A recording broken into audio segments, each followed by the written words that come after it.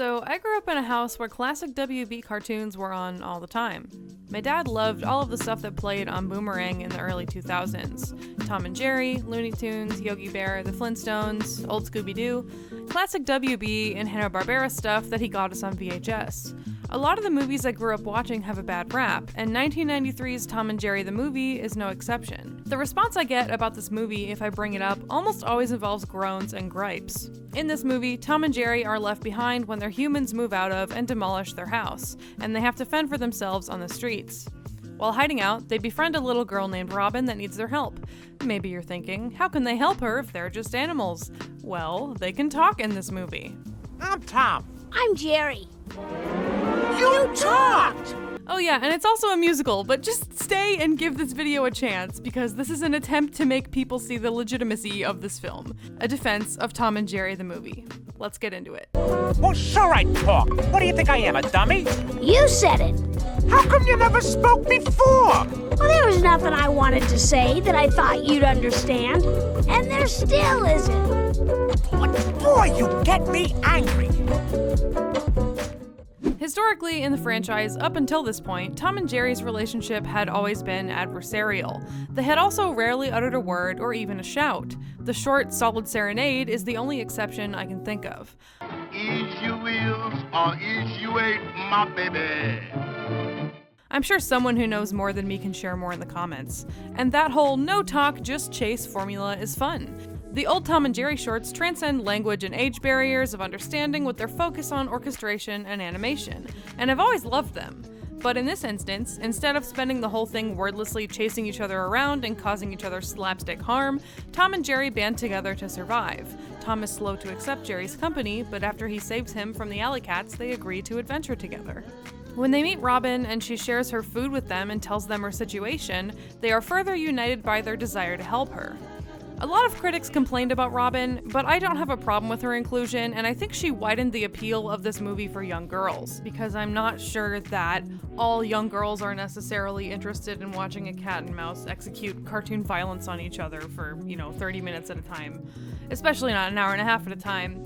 Anyway, there's no denying that Robin was in an abusive situation. Her legal guardians actively and intentionally fail to take care of her and instead actively punish her for existing. They keep her locked in an attic, constantly throw out her locket with her father's photo in it, gaslight her into thinking her father is dead, and deny her the right to eat when their kitchen is fully stocked. And although the food fight that happens in that kitchen is some classic wacky slapstick hijinks, Tom and Jerry are unified against Aunt Fig's awful dog rather than going after each other. As the story moves along, they become increasingly attached, maybe even trauma bonded if you really take a look at what's going on. This culminates in Tom having a nervous breakdown when he thinks Jerry has died in a cabin fire. Only when they once again have a stable home environment with Robin and her father are they able to resume their game of cat and mouse, now with the shared knowledge that they are friends to the end. And while it is starkly different from what we're used to, I've always found it novel and refreshing to see a new take on these characters and their interactions, and I think some degree of difference from the regular formula is necessary in order for Tom and Jerry to work on a cinematic scale. The 2021 movie relies on the chase formula for the first half, and it's rated lower than the 1992 one on Letterboxd, which is the only movie review platform that I care about, personally.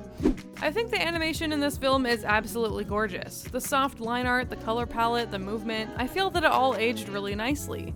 The traditional hand-drawn and painted animation enables mood shifts that feel very real and drastic. The Alley Cats song, What Do We Care, is a really good example. You can really feel the grime of these characters as they sing to Tom. Speaking of the songs, I think they're pretty fun now, and when I was younger, I would rewind the videotape to watch and listen to them over and over again, and that sentence made me feel very old. Thank God for the internet. Friends to the End and What Do We Care are so fun and energetic. Robin's song I Miss You is tender-hearted and genuinely sad. Seeing a character her age express grief so plainly was a rarity. God's Little Creatures and Money Is Such a Beautiful Word are genuinely scary and downright villainous.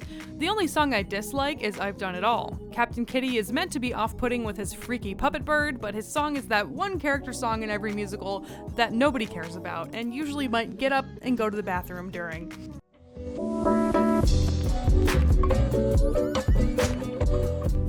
You're watching Offbeat Kiki.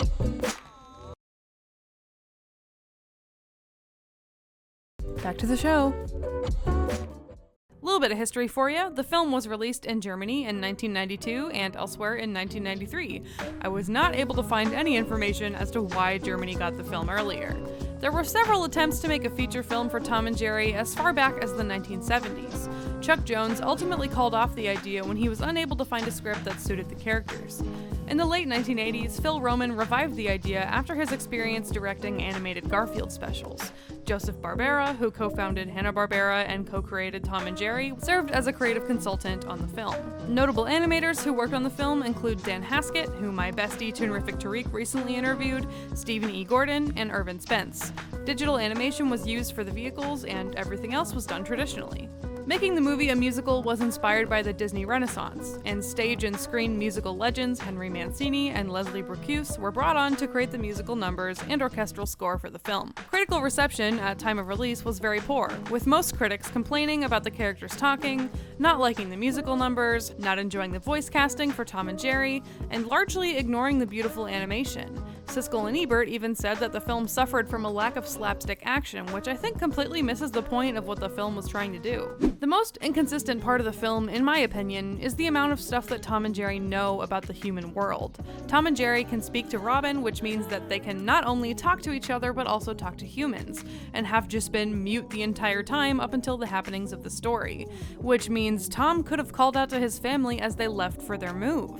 Speaking of which, how does a family just forget their cat when they move away and have their home demolished? As far as I'm concerned, pets are family members, and in my life, they are always treated with the same love and care as the people. There's some other random stuff, like the fact that Tom knows what an avalanche is. Everyone seems to think that Tibet is somewhere past Cleveland, and Tom and Jerry being able to read things, like Robin's locket and the note that says Daddy Starling is alive. I'm not sure if the writing team was concerned with covering these loopholes. It's one of those things that you just have to suspend belief for because the movie was made for kids, but I do think the writing could be a bit stronger there and in some moments of dialogue. Now, there's something to be said about this film's depiction of greed. The actions of every single adult other than Daddy Starling are motivated by desire for money and the power that it brings. Although it doesn't make a ton of sense for the job that he has to make him this much money, Robin's missing father is a billionaire and everyone wants a piece of the pie. There are even several terrifying and off-putting musical sequences about it, and I think that for a kids movie, this film does a fantastic job of communicating the disgusting greedy underbelly of wealth and opulence. Money, they say, is as evil as Satan and probably worse. It's even darker when you realize that Aunt Fig could have lavished in Daddy Starling's wealth without abusing Robin. She's a child. If she had been treated right, she could have been much happier waiting for her father to return, and she wouldn't have repeatedly run away. Fig and Lickboot are only living lavishly because they're pretending to take care of Robin. Dr. Applecheek makes his living off of keeping animals. Even Captain Kitty pivots his entire demeanor once he realizes that Robin is missing with $1 million reward. Every adult besides Daddy Starling in this movie is a symbol of the greed and abuse that people are willing to commit to attain or sustain their wealth, right down to the character designs. Pristine Fig, with her garish makeup and two-faced demeanor, is meant to be unwelcoming and representative of her gluttony and greed trumping all other instincts, and her lawyer counterpart's name is basically Bootlicker. Dr. Applecheek, on the other hand, is drawn as a cuddly, friendly old man until he isn't. His initial warm presentation is swiftly revealed to be a mask for one of the most blatantly terrifying villains that I can think of. He openly brags in song about abusing and taking advantage of helpless animals and their rich owners for his own gain. Yes, animals are business, a money-making business. I kidnap, buy, and sell them. I love God's little creatures because the income's so darn big. This is an element of the movie I've never really seen anyone speak about. As a child, I found these characters terrifying, and now I understand why more than ever. Pretty smart commentary for Tom and Jerry, if you ask me. Now, I'm not here to act like Tom and Jerry the movie is a masterpiece of cinema. The story's not a 10, but I think it is significant for turning the franchise on its head and doing something new with Tom and Jerry. The movie establishes a reason for them to finally speak to each other, and the longer format allows for a new narrative structure compared to their previous experiences on screen.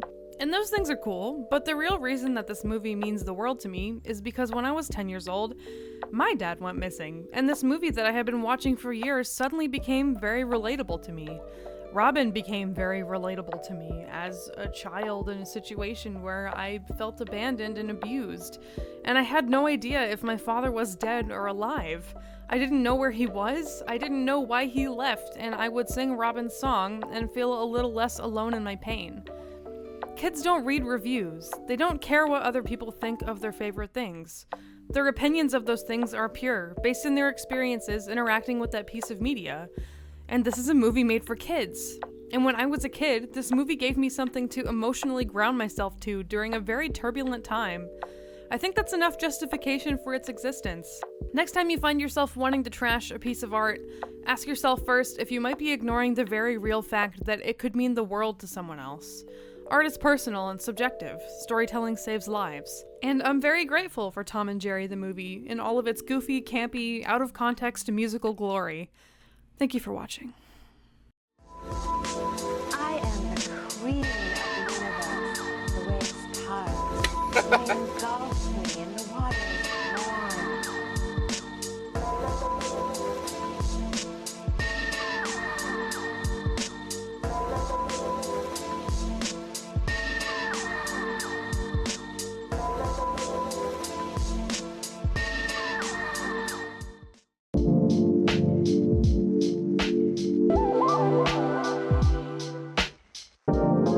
Can I ask you kind of a weird question?